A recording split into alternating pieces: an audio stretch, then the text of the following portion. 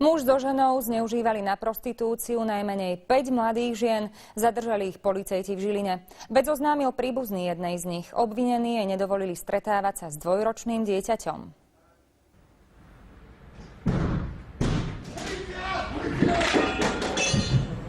V Žiline sa v zápätí začala policajná akcia. Pri domových prehliadkach našli zneužívané ženy aj rôzne dôkazové materiály. Od oznámenia zhruba prebehlo 4 hodiny, kde sme mali v rukách už aj poškodenú, aj to dieťa. Pri domových prehliadkách boli zaistené veci a listiny dôležité pre ďalšie vyšetrovanie. Dvojica kupliarov skončila za mrežami. 42-ročný muž bol už viackrát trestaný za násilné činy a hospodársku kriminalitu. Pre 40-ročnú ženu je to prvé obvinenie.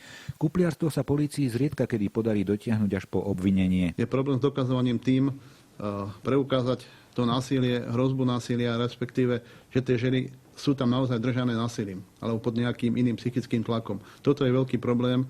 Spolupráca práve s týmito poškodenými. V podobných prípadoch môžu zneužívaným ženám pomôcť aj krízové centrá. Okrem iného im nájdu ubytovanie aj mimo ich bydliska. Ak je to žena zo Žiliny, ktorá by sa bála, môžeme sa spojiť s inými zariadeniami v rámci Slovenska, nájsť ubytovanie v tomto zariadení, no a vlastne je u nás chránená pred týmito ľuďmi. Napriek tomu len málo zneužívaných žien nájde odvahu, aby vyhľadali pomoc. Tieto ženy sa za to v podstate hanbia a možno im treba ukázať, že to nie je ich chyba a nie je to hanba, ale práve preto vznikajú takéto zariadenia, aby sa týmto ženám dokázalo pomôcť. Obvinenej dvojici zo Žiliny hrozí v prípade preukázania viny až 5-ročné väzenie. Vlado Záborský, RTVS.